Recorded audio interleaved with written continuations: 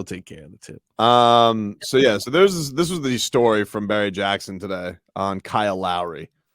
Lowry, who missed a 7th consecutive game with knee soreness on Friday, has been targeted to return next week, according to someone briefed on the situation. But the Heat want to make sure that he has regained all of his mobility before he resumes playing. Eric Spoelstra said he's working and making sure he's healthy. We want to get him feeling right, make sure we get him to the way he's capable of moving. According to 2 people briefed on the situation, Lowry and Heat officials have spoken about moving forward together this season after the trade deadline passed without the Heat finding an appealing opportunity to trade him. Any lingering issues involving Lowry and the Heat have been resolved, and that, along with optimism about his knee, contributed to the Heat's decision to use its 2 open roster spots on power rotation players Kevin Love and Cody Zeller, as opposed to allocating one of them to a point guard in the buyout market. Lowry due $29 million next season in the final year of a 3-year deal. Trade could be revisited in the offseason depending on how the season plays out, but Lowry said before the deadline he preferred to stay with the Miami Heat. Lowry is at least aware of the possibility that he could be moved to a bench role, though that decision is still pending and could hinge on part of how the Heat and point guard Gabe Vincent play during the 3-game road trip, which is today, Milwaukee, Saturday in Charlotte, and Monday in Philadelphia. Ooh. So there we have it. You can get 2 out of 3 here. You'll feel good about your boys coming back home, right? Yeah, that was a crazy game yesterday between Philly and the they Grizz. never led, and then all of a sudden surged. I still can't believe this Kevin Harlan is not like a bigger deal in broadcasting. He makes games so good. He's so good. Dude. Like I know he's had a very successful broadcasting career, but it's crazy to me he's not like the guy on any network. It's true. With how good he is. You know, is there a dark past? I don't understand. I don't know. Is he gambling? I've never looked into it, but he is so fun listening to him. Yeah. And man, did you guys see John Moran at the end of that game? Just standing there? Yep. What's up with that? I don't know. Just didn't move. Didn't go for a rebound. Didn't even fake it. Just like inbounded the ball. Saw his teammates brick. Yep. Get a rebound. Brick another one, and he just stood there. Didn't do anything. Really weird. Very weird. You think that was something that was like, we haven't seen emotional outbursts from a lot of the young players? I don't know. It's been a strange turn, though, because I feel like John Moran has definitely gone from like beloved to heel all this season. Because who had like a negative thing to say about John Moran? And now it feels like the worm is turning ever since the whole no, we're not worried about anybody in the West. It's like, I don't know. Well, here's the deal. Regardless of who you are, or how good you are, everybody will turn on you. They just get tired of you, right? Like you come into the league, gangbusters, super athletic, incredible dunks, and then the media and ESPN and everybody jumps all over it, and then it becomes the John Morant show, and then fans get tired. Like, hey man, what did you say? Hey, let's watch a John Morant almost dunk. Well, that's the thing is like he was so beloved that they would show failures on making it look like they were highlights. It catches up. Man. I don't understand where we've gone from this to that, but there has never been a player that at some point in his career went from beloved to, because you're just there all the time. And that's actually a compliment. If you play long enough to where you can be on both sides of that, and you're still playing, that's almost like a compliment. But it happens to everybody. Guess what? As far as Aaron Rodgers, he could do no wrong. They're not giving him any support. That guy's got that team on his back. And then the last couple of years, for crying out loud, come on. Right? It's the same thing with Tom Brady. The only guy that I maybe never really got it like everybody else was maybe Peyton Manning. Yeah, I mean, like he got a little bit of a. They complained about him only winning one and not being able to beat Tom Brady, but that happens in sports all the time. I mean, you look at when all those guys played against Jordan, right? Like they look at Chuck, like they look at Chuck now and say, "Oh, Chuck who didn't win a championship." I'm like, yeah, but unfortunately, dude was playing when Jordan was playing. That's like all these guys who made all this money in golf. They don't have any majors. Why? Tiger had them all.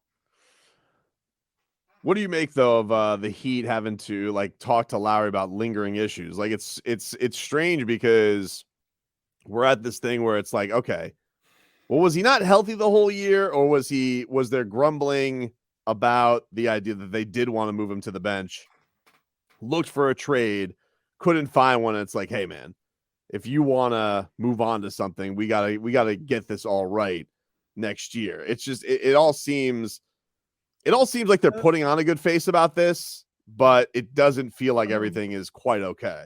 I wouldn't say that. I would say it's sometimes you come into a situation. Okay, I can give you me, for example. When I got to Minnesota, Robert was hurt for the year. Mm-hmm. So I was basically just filling a role, but I did really well. So now when we come back that next year, they, run Robert and I'm picking up the scraps. Mm-hmm.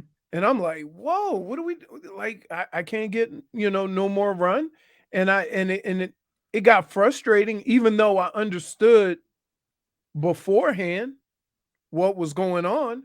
And sometimes I think that when teams expect something from a player, for whatever reason, sometimes they don't get exactly what they expect. The player gets frustrated. The team gets frustrated because they think that he can just turn it on and do it. Now they're saying it was an injury. So they're like, well, hold on. We want you to be 100% healthy before we put you back in that situation, because basically we won't hear that as an excuse anymore. Yeah. And so these are the conversations that you need to have that everybody's on the same page, whatever that page is.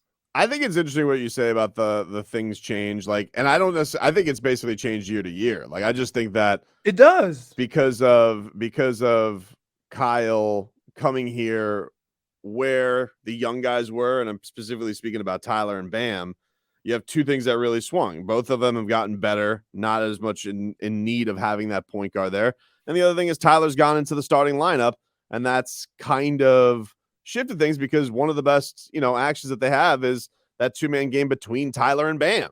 So you go from the situation of having Kyle being there to kind of be the setup guy for Bam to Bam having his own setup guy and Tyler at certain times, and then not needing it because at some points, Bam is running the offense. He looks lost. He looks lost at times because other people are doing what he was brought in to do. Right. And so what ends up happening is that we look at Kyle as slipping, and he's trying to fit in when before he really didn't have to.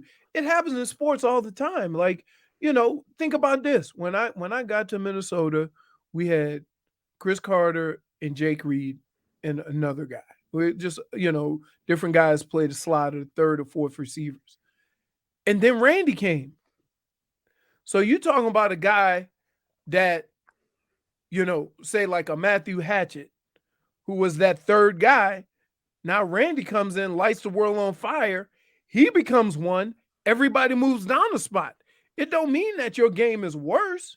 It just means that this is working for us now, and you're not going to get as many opportunities.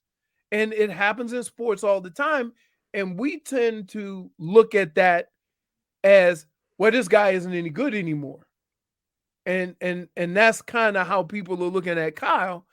And it's unfair to him because the team is just different with Tyler and Bam.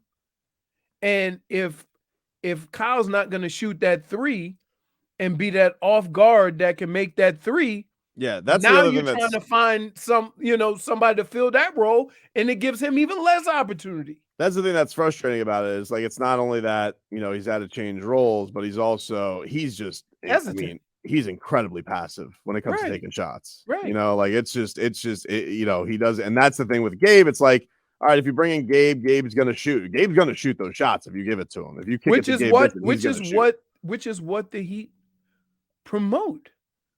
Like the only complaint that they will ever give you about a 3-point shooter with the Heat They don't care about misses, and they don't worry about that, even though they want to make more. The only time Spo has really complained about his shooters is when they won't shoot.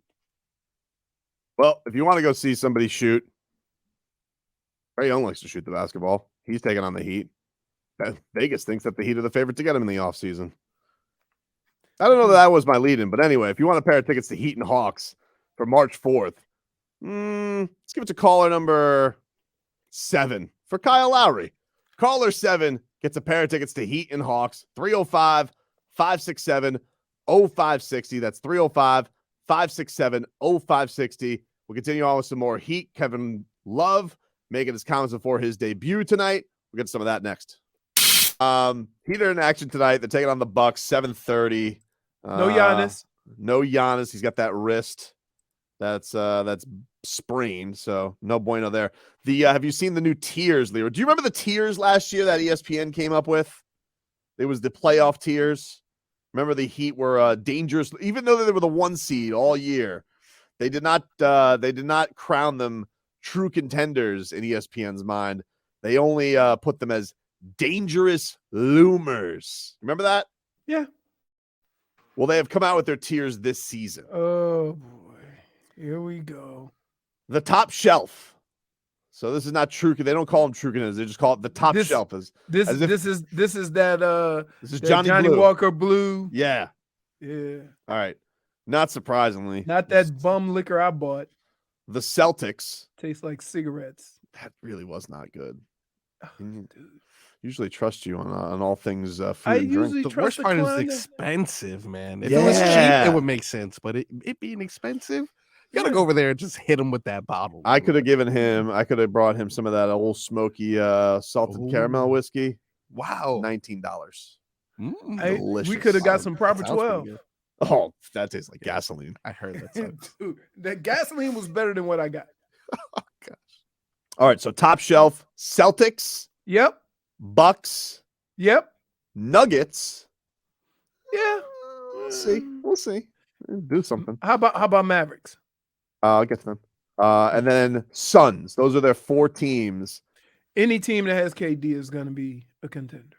Only thing you got to worry about is his knee, right? Like that Yeah. seems like they should definitely be. You got KD, Chris Paul, Devin Booker, DeAndre Ayton, KD. Like that feels like it's. We've said 700 things today. You said salted caramel, and J Fig chimes in. It's really good. I first, you know what's funny, J Fig? I went to the moonshine tasting in Tennessee at the Old Smoky Distillery, and I was just perusing, and I was like, oh man, I should have just gotten that whiskey and taken it home. But they actually sell Old Smoky at ABC. So I went to ABC. There it was. And they don't sell the moonshine because we're, leave it to this state, right? We got a lot of restrictions on a lot of stuff, but don't you have alcohol proof that's too high? It's flammable, dude. Who cares? I mean, look, think about it. We got pythons crawling around here. Yep. You know, we're just bending laws willy-nilly. Can't have a little moonshine? You can imagine the moonshiners that would be going on in the Everglades right now? Ooh, I would like a batch of that. Hi! Everglades moonshine. You got that python moonshine? Ooh. Got something for pythons, dude. They're scary. Second tier. The Sixers, the Cavs, okay, the Grizz, okay, the Clippers, okay. the defending champion Warriors, Yep. and then the Mavericks. Okay. All right. Then the third tier, which they don't call the third tier. They insultingly call them the long shots. So they're going to have the Lakers there. Nope. Really? The long shots. 2 teams. And by the way, -1 to Schmeathan. Dangerous Loomers wasn't the bubble year. You're lashing out. -1 for lashing out. Maybe I'm lashing out. Maybe it was now he's got me shook. Anyway. For lashing out. He just repeated. Somebody get this lashing out. The long shots. The Kings. The Kings. They had 3 in the East. Or 3 in the West, excuse me. That's a little disrespectful. I'm not gonna lie. If I was a Kings fan, number 3 in the West. They've been the Hold number on, hold three. on, They've hold been on, number hold 3 in the on. West for a long I time. get it. Hold on. Yeah. First of all, you shouldn't be upset. Your ass has been the bottom of the NBA for 20 years. It's very true. So now all of a sudden we want to make you contenders? No. That's fair. They have a lot of talent. But the And they Beans, could they might be able to do something, when they match, if they match up well against a couple of teams. Mhm. However, don't expect us for you to contend when you haven't even been in the playoffs in forever. it's true. So that's why they're where they are. Dangerous Loomers was last year, by the way, Schmeathan. So -1 for Sass. So -1 I would just say, for Sass. we're going to mention you while taking your history into account, which brings me to my point Mm-hmm. here. Well, here is the long shot. Our classmate, the Miami Heat, Right. in the long shots category And with the Sacramento Kings. And I would say this is that the only reason why the Heat are there, because there's been a lot of questions all year about the shooting, about the health, about now if some of these things get fixed and some of these things start turning around, i.e. the shooting or, just not getting pushed around with all the size that's in the East, then we can have a different conversation. But as of right now, I can see why they came up with that. And keep in mind, the Heat are always going to be one of these tiers because of the way they've done their organization has been run, which is the same reason why the Kings are long shots. Just because you won a bunch of games in 1 year, we can't all of a sudden make you contenders because you ain't never even been in the hunt. I guess, but I would say if I was a Kings fan and not, if I was Sacramento Tobes, if I was Joe Rose, defending my Kings. Does he like the Kings? I don't know. He did. We were talking about the Diaz brothers before. Hold on. Today. Time out. There's information on Cal. Time out. Here's the crazy thing about that. When you from over there, you could very well be Warriors fans, which is what a lot of people do. Mm-hmm. And it's not the Kings. Why would you root for the Kings? That's like, how hard it is to find a hardcore Clippers fan in LA? Please. Billy Crystal. That's it. I just think the thing that's interesting is first of all right, you have a lot of questions about the Heat. Fine. But you guys are really believing in these other teams that are above them, more so after based on what credibility? Based on what? Like what? Joel Embiid's never been to a conference finals. Pick a team. Sixers. Never been to a conference finals. Biggest choke artist point guard of all time. Okay, but as far as talent, he beat him last year. Tobias Harris over me. All right. What is that? What are they doing? They got an MVP candidate. So what?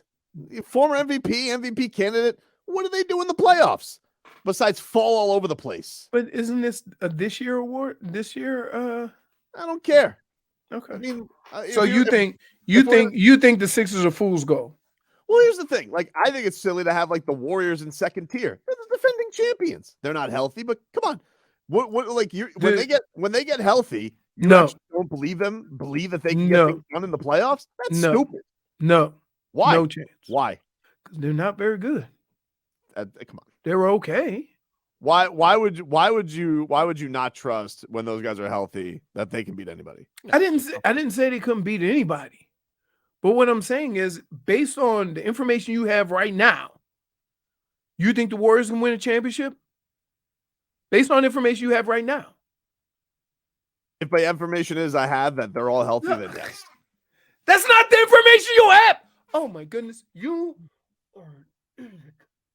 I tried to purposely ask you based on the information you have right now, and you just bypassed that and gave your own scenario, which is not what I asked.